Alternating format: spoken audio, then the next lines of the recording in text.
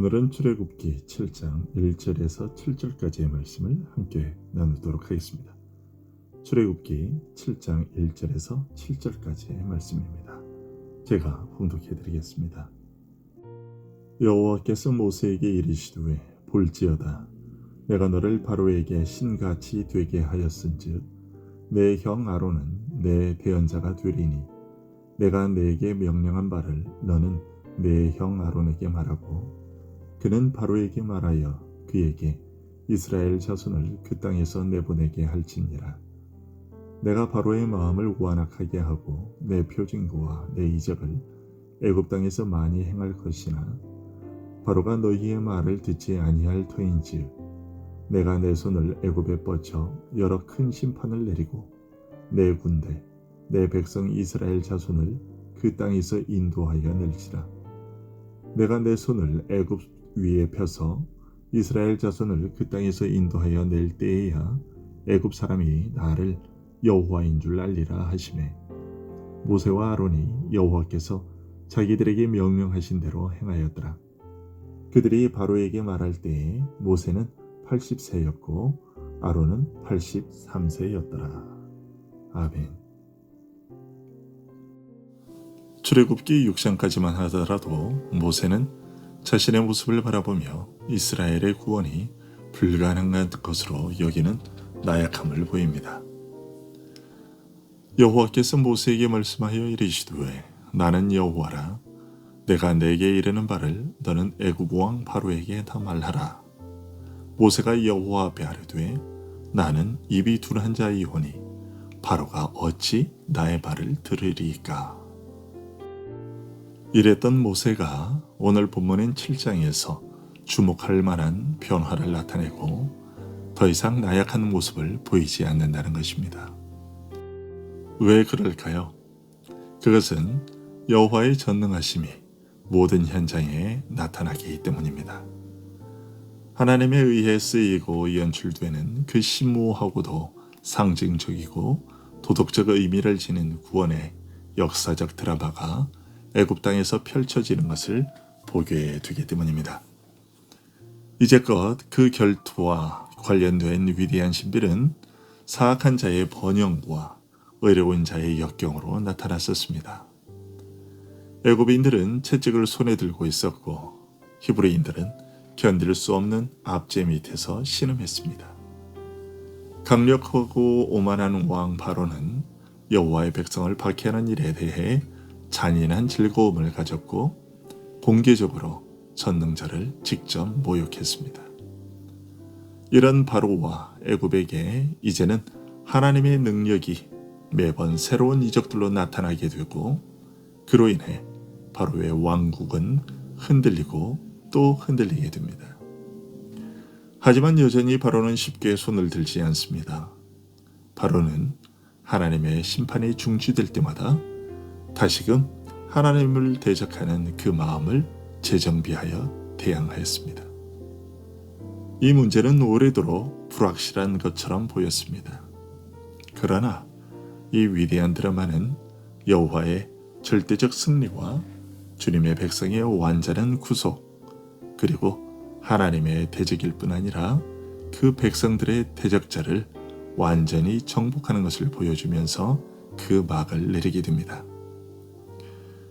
따라서 하나님의 택하신 자들이 중보자의 사역을 통해 모든 얽매임에서 해방될 때 그리고 전능자를 대적하여 스스로 높아진 모든 것들이 파괴될 때 그래서 하나님이 친히 전적으로 그 백성의 모든 것이 되실 때 우리의 믿음의 눈앞에 영광스러운 종말의 완성이 어떻게 될 것인지를 보게 될 것입니다. 이런 출애굽의 역사를 통해서 우리는 역경 가운데서도 소망을 잃지 않게 됩니다. 먼저 오늘 본문 1절에서 하나님은 모세에게 볼지어다 내가 너를 바로에게 신같이 되게 하였은즉 내 형 아론은 내 대언자가 되리니 라고 말씀하십니다. 이것은 앞에서 잠깐 본 6장 30절에서 모세가 나는 입이 둔한 자이오니 바로가 어찌 나의 말을 들으리까 라고 하는 것과 놀랍도록 대조적입니다. 모세의 말은 연약함의 고백이었지만 그 고백은 불신앙으로부터 솟아난 것이었습니다. 그러나 하나님께서는 당신의 주권적 능력으로 행하심과 놀라운 은총으로 자신의 종을 다루셨습니다. 내가 너를 바로에게 신같이 되게 하였은즉. 여러분, 모세에게 얼마나 엄청난 자격이 주어졌는지를 보십시오. 그는 하나님의 일하심을 온전히 신뢰하지 못했습니다. 그는 여전히 자신은 그럴 만한 말재주를 가진 자가 못 된다고 했습니다. 그러나 하나님은 그를 바로에게 신 같은 존재가 되게 했다고 선언하십니다. 이미 그렇게 해 놓으셨다고 말씀하십니다. 그러니 너는 너의 말재주 없음에 대해 더 이상 고민할 필요가 없다고 말씀하십니다. 모세를 내치셨어야 마땅한데 오히려 그를 파격적인 대우로 높이십니다. 이제 바로가 하나님의 재앙들을 제거하려는 불순종을 보일 것입니다. 그때의 모세는 하나님을 대신하여 애굽의 오만한 왕을 다스릴 것이고 바로에게 할 일을 명령할 것이며 바로가 잘못 행했을 때 그를 다스리고 바로가 불순종할 때 그를 벌할 겁니다. 결과적으로 바로는 모세에게 재앙을 제거해달라고 힘을 써달라고 부탁하게 될 것입니다. 또한 우리는 내 형 아론은 내 대언자가 되리니 라는 하나님의 말씀에서도 하나님께서 모세에게 얼마나 힘을 실어주고 계신지를 볼 수 있습니다. 모세는 나는 입이 둔한 자이어서 바로가 들을 만한 말을 할 수 없다고 했습니다. 하지만 하나님은 모세가 무언가를 잘못 알고 있음을 간접적인 방식으로 알리시고 그런 일 때문에 걱정하지 말라고 말씀하십니다. 2절의 말씀과 4장 15절의 말씀을 보면 이런 사실이 잘 드러납니다.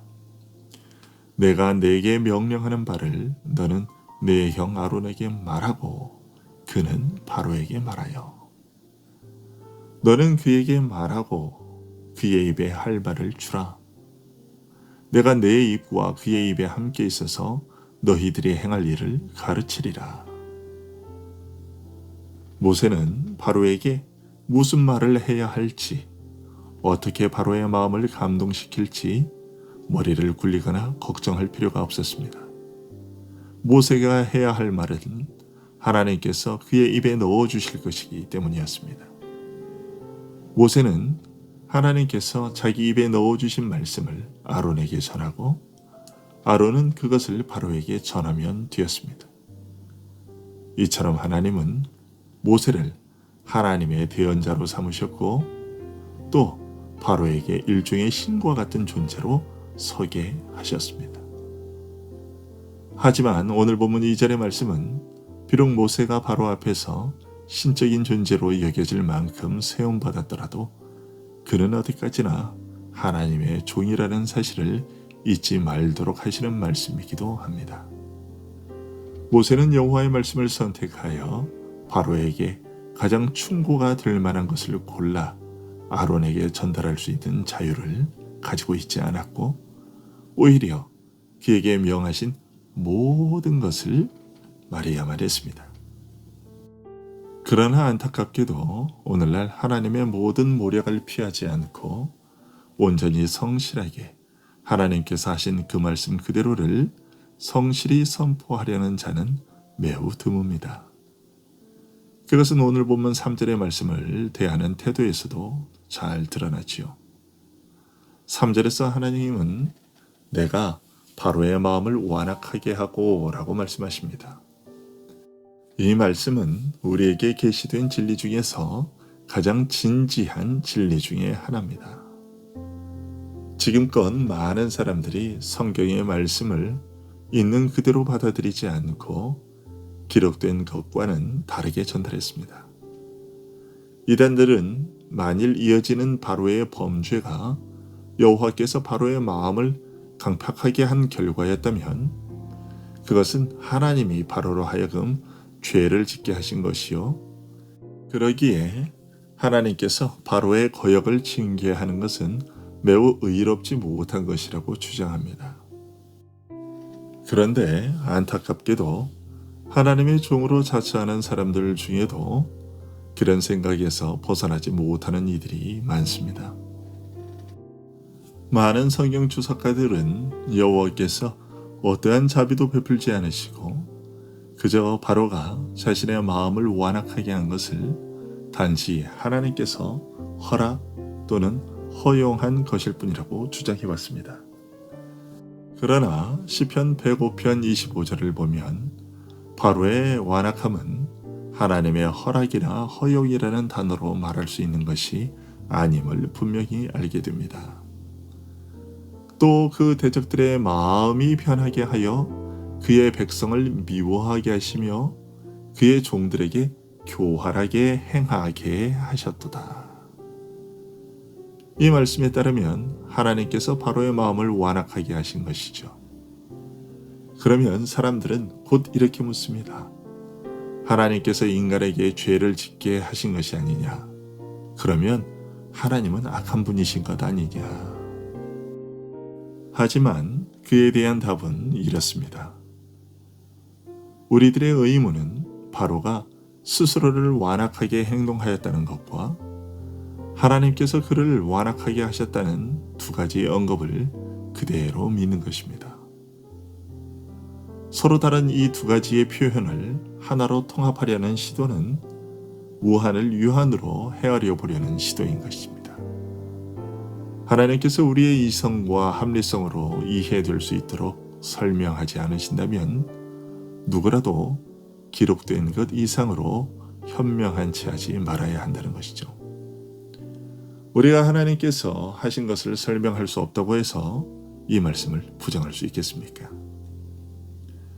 여러분, 우리가 성경에 기록된 많은 것들을 믿는 이유는 그것들에 대한 논리적 근거를 설명할 수 있기 때문이 아니라 하나님께서는 거짓말 하실 수 없는 분인 것을 알기 때문입니다. 주님이 하고 계신 일에 대한 절차의 근거를 정당화하여 하나님을 옹호하는 것이 우리들이 해야 할 분야가 아닙니다. 우리들의 책임은 다만 주님이 그의 말씀 속에 계신 모든 것을 주님의 기록된 증거라는 유일한 근거에서 모두 믿는 것입니다. 우리의 할 일은 그 순수함 그대로 말씀을 전파하는 것이지 타락한 자들의 이성이 받아들이기에 적합하도록 하기 위해 가장 강력한 반박을 받을 만한 그 부분에 대해 목소리를 낮추거나 그것이 그렇게 중요한 문제가 아니라고 해명하는 것이 아닙니다. 여호와께서 때가 되면 이 사실에 대해 친히 변호하실 것이고 모든 비판자들을 잠잠하게 하시고 그의 성도들 앞에서 친히 그 해답을 알려주시고 영광을 받으실 것입니다. 그러면 하나님께서는 바로와 애굽 사람들의 마음을 왜 완악하게 하셨을까? 우리는 그 이유를 4절과 5절에서 볼 수 있습니다. 바로가 너희의 말을 듣지 아니할 터인즉 내가 내 손을 애굽에 뻗쳐 여러 큰 심판을 내리고 내 군대 내 백성 이스라엘 자손을 그 땅에서 인도하여 낼지라. 내가 내 손을 애굽 위에 펴서 이스라엘 자손을 그 땅에서 인도하여 낼 때에야 애굽 사람이 나를 여호와인 줄 알리라. 즉 하나님이 그의 전능하신 능력을 충분하게 드러내시기 위함이라는 말입니다. 또한 7절은 모세와 아론이 나이로 볼 때에는 그들에게 능력이 없었다는 것을 보여주고 있습니다. 하지만 내가 너를 바로에게 신같이 되게 하였은지이라는 말씀이 알려주듯이 그들은 하나님의 능력으로 바로에게 신과 같은 존재가 되었습니다. 그렇게 하나님께서는 모든 인간적 수단을 배제하고 노쇠한 두 사람을 통해 그처럼 위대한 역사를 이루시고 그렇게 하나님의 영광을 드높이려 하셨습니다.